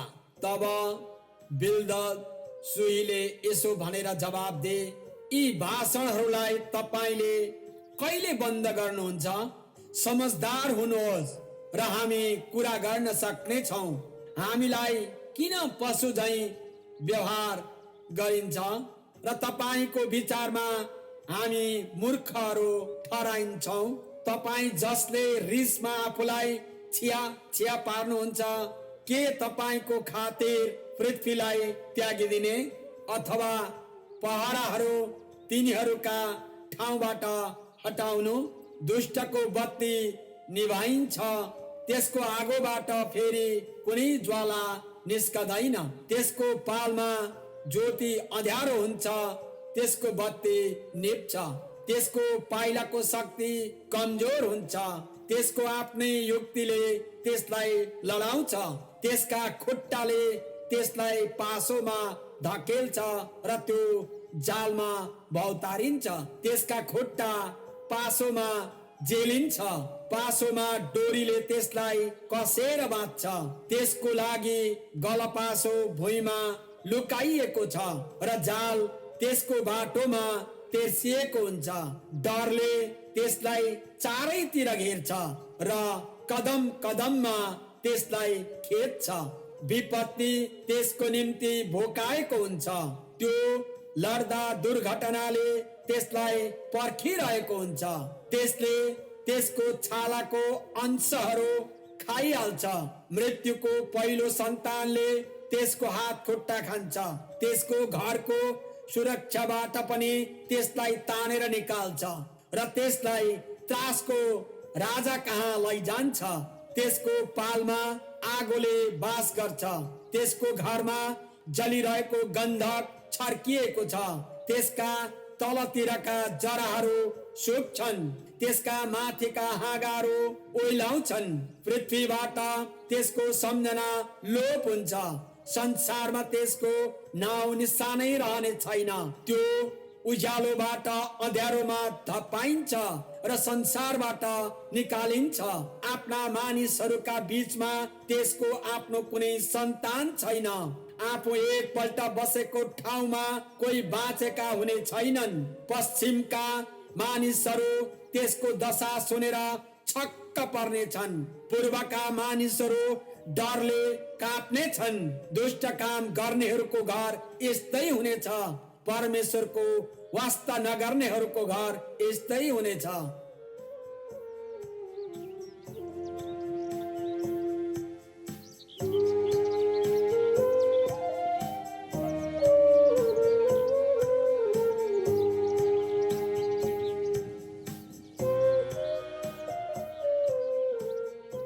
अयोब अध्याय 19। अयोबको विश्वास। तब अयोबले जवाब दिए, कहिलेसम्म तपाईहरू मलाई दुःख दिनुहुन्छ र वचनहरूले मलाई आघात गर्नुहुन्छ। 10 पल्ट तपाईहरूले मलाई अपमान गर्नुभयो र निर्लज्ज भएर मलाई आक्रमण गर्नुभयो। वास्तवमा यदि मैले भूल गरेको भए तापनि भूल त मेरै नै हो। तर यदि साँच्चै तपाईहरू म भन्दा माथि आफूलाई उचाल्नुहुन्छ र मेरो नम्रतालाई मेरो विरुद्धमा प्रयोग गर्नुहुन्छ भने म यो तपाईहरूलाई भन्दछु कि परमेश्वरले नै मलाई अपराधी तुल्याउनु भएको हो र उहाँले मेरो चारैतिर जाल फिजाउनु भएको हो। अन्याय भयो भने यदि म कराएँ भने कसैले जवाब दिँदैन। सहायताको निम्ति बिन्ती गरे भने पनि म न्याय पाउँदिन। उहाँले मेरो बाटोमा पर्खाल लाउनु भयो र म निस्कन सक्दिन। मेरो बाटोलाई उहाँले अन्धकारद्वारा छोप्नु भएको छ। उहाँले मेरो जम्मै मान खोज्नु भएको छ।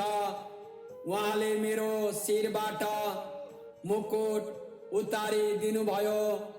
उहाँले चारैतिरबाट म खतम नहुन्जेल मलाई हिर्काउनुहुन्छ।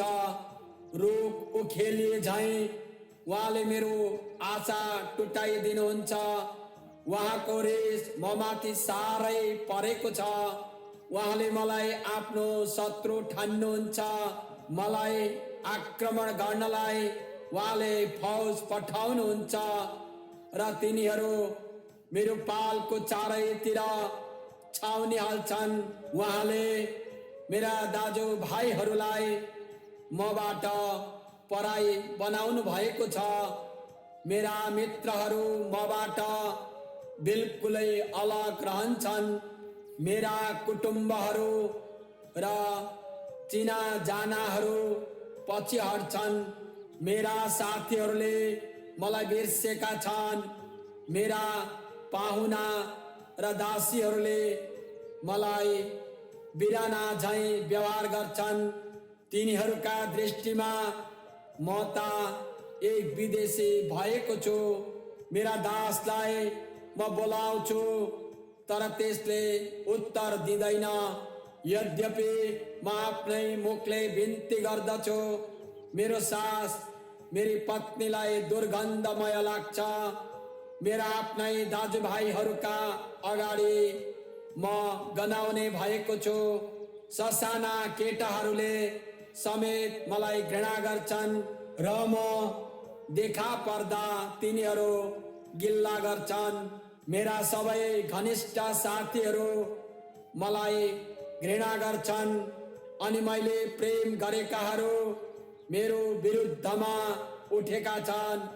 म त हाड र छाला भएको छु, म त मरिसकेरै बाँचेको छु। दया गर्नुहोस् हे मेरा मित्र हो, दया गर्नुहोस्, किनभने परमेश्वरको हात म माथि परेको छ। परमेश्वरले मेरो खेदो गर्नु भए झैं तपाईहरू किन खेदो गर्नुहुन्छ? के तपाईहरूले मलाई सताउनु भएको पुगेन र? मेरा वचनहरू शिलामा लेखिएका भए, ती चर्मपत्रमा लेखिएका भए, फलामको हतियारले खोपेर सिसाले भरिदिए अथवा चट्टानमा सधैँको निम्ति साक्षी हुनलाई खोपिएको भए हुने थियो। तर म जान्दछु मेरा उद्धारक जीवित हुनुहुन्छ। सबैभन्दा अन्तिम समयमा उहाँ पृथ्वीमा खडा हुनुहुनेछ अनि मेरा छाला नाश गरिसकेपछि मेरो शरीरमै म परमेश्वरलाई देख्नेछु। म आफ्नै आँखाले उहाँलाई देख्नेछु, आफैले नै देख्नेछु, अरू कसैले होइन। मेरो हृदय म भित्रै कति लालायत बन्छ। यदि तपाईहरूले मलाई यसो भन्नुभयो भने हामीले उसलाई कसरी लखेट्ने? किनकि दुःखका जड तिनी आफै हुन्। तपाईहरू तरवारदेखि होशियार रहनुहोस्, किनकि क्रोधले तरवारद्वारा दण्ड ल्याउनेछ र त्यहाँ न्याय छ भनी तपाईहरूले जान्नु हुनेछ।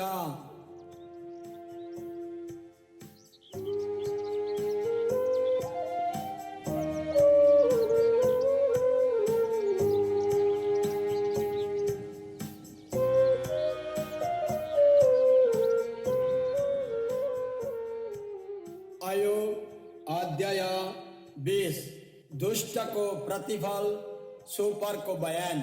तब सोपर नमातीले जवाब दिए, मेरो मनको पीरले जवाब दिन मलाई उक्साएको छ, किनकि मलाई साह्रै अशान्ति भएको छ। मलाई निन्दित तुल्याउने गाली मैले सुनेको छु। मेरो समशक्तिले मलाई जवाब दिन प्रेरित गरेको छ। तपाईलाई निश्चय यो कुरा थाहा छ कि यस्तो त समयको सुरुदेखि नै भएर आउँदैछ। मानिसलाई पृथ्वीमा राखेका समयदेखि नै दुष्टहरूको विजय थोरै दिनको निम्ति मात्र हो। ईश्वरहीन मानिसको आनन्द क्षणभरको निम्ति मात्र रहन्छ। त्यसको घमण्ड आकाश जत्तिकै अग्लो भएर उठे तापनि र त्यसको शिरले बादललाई छोए तापनि त्यो आफ्नै मल जस्तै बिल्कुल खत्तम भएर नष्ट हुन्छ र त्यसलाई देख्ने सबैले भन्ने छन्, त्यो कहाँ गयो? खोइ सपना झैं कहिले नभेट्टाइने गरी त्यो हराइहाल्छ। रातको दर्शन झैं त्यो लोप भइहाल्छ। त्यसलाई देख्ने आँखाले फेरि त्यसलाई कहिले देख्ने छैन। त्यसको ठाउँले त्यसलाई कहिले हेर्ने छैन। त्यसका छोराहरूले कंगालीहरूसित सम्बन्ध सच्याउने छन् र त्यसका आफ्नै हातले आफ्ना धन सम्पत्तिहरू फर्काउने छ। युवावस्था र बल त्यसका हड्डी हड्डीमा भए तापनि ती त्यससँगै धुलोमा पडिरहनेछन्। खराब कुरो त्यसको मुखमा मिठो लागे तापनि जिब्रोले त्यसलाई लटपटाएर मिठो बनाए तापनि त्यसलाई छोड्न नसके तापनि र मुखमा राखी छोडे तापनि त्यसको खानेकुरा त्यसको पेटमा अमिलो हुनेछ र साँपको विष चाहिँ त्यो त्यसभित्र परिवर्तन हुनेछ। त्यसले लिएको धन सम्पत्ति त्यसले फेरि वमन गरेर निकाल्छ। परमेश्वरले त्यसलाई त्यो उकेल्न लाउनुहुन्छ। त्यसले साँबे सर्पको विष चुस्छ, विषालु साँपको दाँतले त्यसलाई मार्छ। त्यसले मह र तरको खोला तथा नदीहरूमा रमाइलो गर्ने छैन। आफूले परिश्रम गरेका कुराहरू नखाइकनै फिर्ता दिनुपर्छ। आफ्नो व्यापारका नाफाहरूमा त्यसले आनन्द मनाउन पाउने छैन, किनभने त्यसले गरिबमाथि थिचोमिचो गरेर त्यसलाई सताएको छ। आफूले नबनाएका घरहरू त्यसले बलपूर्वक कब्जा गरेको छ, किनभने त्यसको भोक शान्त हुने छैन। त्यसले आफ्नो सम्पत्तिले आफूलाई बचाउन सक्दैन। खानलाई त्यसको निम्ति केही पनि रहेन। त्यसको सुदिन धेरै दिनसम्म रहँदैन। त्यसको प्रशस्ततामा पनि त्यसको दुःखले त्यसलाई उछिन्नेछ। पुरा कष्ट त्यसमाथि आइलाग्नेछ। त्यसले आफ्नो पेट भरेपछि परमेश्वरले आफ्नो क्रोध त्यसमाथि पोखाउनु हुनेछ र त्यसमाथि कडा मुक्का वर्षाउनु हुनेछ। फलामका हतियारहरूको चोटबाट भागे तापनि काँसाको टुप्पा भएको काँडले त्यसलाई छेड्नेछ। त्यसले आफ्नो ढाडबाट त्यसलाई निकाल्नेछ। त्यसको चम्कने टुप्पो त्यसको कलेजोबाट निस्कनेछ। त्रास त्यसमाथि आइपर्नेछ। पूर्ण अन्धकारले त्यसको सम्पत्तिलाई पर्खिरहनेछ। प्रचण्ड आगोले त्यसलाई भस्म पार्नेछ र त्यसका पालमा बाँकी भएका कुराहरूलाई नाश गर्नेछ। स्वर्गले त्यसको दोष खुलस्त देखाउनेछ। पृथ्वी त्यसको विरुद्ध खडा हुनेछ। त्यसको घरलाई भालले परमेश्वरको क्रोधको दिनमा उर्लदो बाढले बगाएर लैजानेछ। दुष्ट मानिसको निम्ति परमेश्वरको इनाम र परमेश्वरले ठहराउनु भएको फल यस्तै हुन्छ।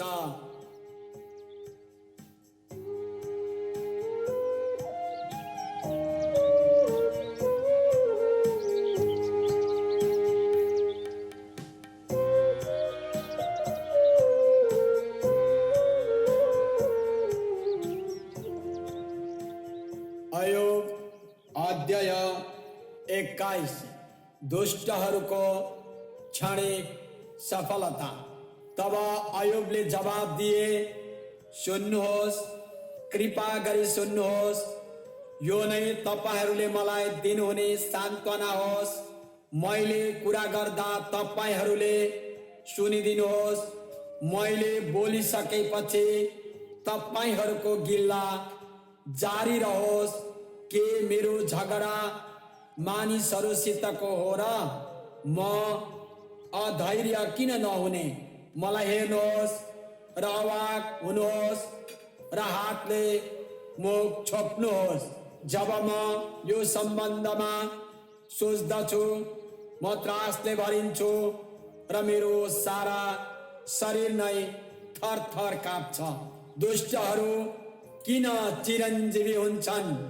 वृद्धावस्था र शक्तिमा किन बढ्दै रहन्छन्?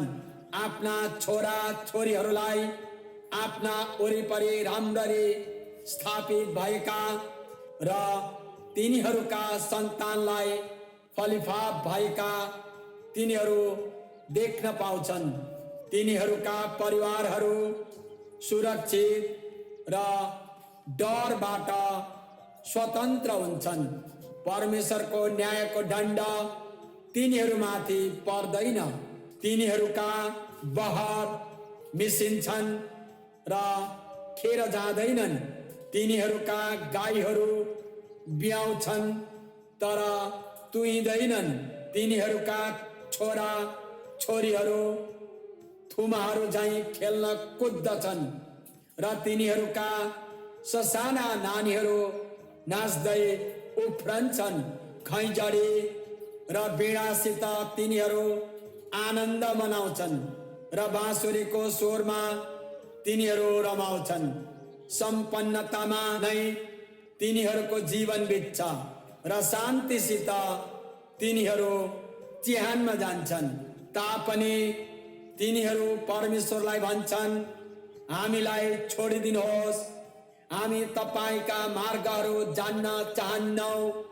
सर्वशक्तिमान को हो र हामी उहाँको आराधना गरौँ। उहाँसँग प्रार्थना गरेर हामीले के पाउँछौँ र? तर दुष्टहरूको उन्नति तिनीहरूको आफ्नै हातमा हुँदैन। त्यसकारण दुष्टहरूको सल्लाहदेखि म अलग रहन्छु। तापनि दुष्टको बत्ती कतिपल्ट निभाइन्छ र? कतिपल्ट तिनीहरूको नाश तिनीहरूमाथि नै आइपर्छ र?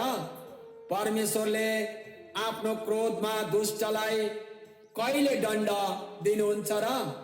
दुष्ट मानिस कतिपल्ट बतासमा परालको टुक्रा झैं र हुरीले उडाएको भुस झैं हुन्छ र? यो भनिएको छ, मानिसको दण्ड परमेश्वरले तिनका छोरा छोरीहरूका निम्ति साँची राख्नुहुन्छ। तर परमेश्वरले त्यसलाई नै दण्ड देऊन्। यसरी त्यस मानिसले थाहा पाउनेछ, त्यसकै आँखाले त्यसमाथि आउने नाश देखोस् अनि सर्वशक्तिमानको क्रोध त्यसले पियोस्। जब मानिसको आफ्नै जीवन समाप्त भएको छ भने के त्यसले आफ्ना छोरा छोरीहरूको सुखको वास्ता गर्छ र? के मानिसले परमेश्वरलाई ज्ञान सिकाउन सक्छ र? परमेश्वरलाई जसले स्वर्गमा हुनेहरूलाई पनि न्याय गर्नुहुन्छ। कोही मानिस त मृत्युको दिनसम्मै पूरा स्वस्थ रहेको हुन्छ। सुख र चैनमा त्यो मर्छ। त्यसको शरीर हृष्ट पुष्ट हुन्छ। त्यसको हड्डीमा मासीले रसिलो भएकै हुँदा त्यो मर्छ। अर्को मानिस मनको तीतोपनमै मर्छ। सुखको स्वाद त्यसले चाखेकै हुँदैन। ती सबै माटोमा सँगसँगै गाडिन्छन् अनि किराहरू नै तिनीहरूका कात्रो भएका हुन्छन्। तपाईहरू के सम्झिँदै हुनुहुन्छ? मलाई राम्ररी थाहा छ र मेरो विरुद्धमा रचिरहेका तपाईहरूको योजनाहरू मलाई थाहा छ। अब त्यो ठुलो मानिसको घर कहाँ छ? खोइ त्यो दुष्टको घर के भयो भनी तपाईहरू मलाई सोध्नुहुनेछ। के तपाईले कहिले यात्रीहरूलाई प्रश्न गर्नु भएको छैन?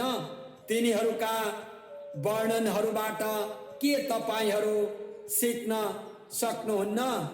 आपद परिआउँदा दुष्ट जोगिन्छ र क्रोधको दिनको अघि नै त्यो सुरक्षित स्थानमा सारिन्छ।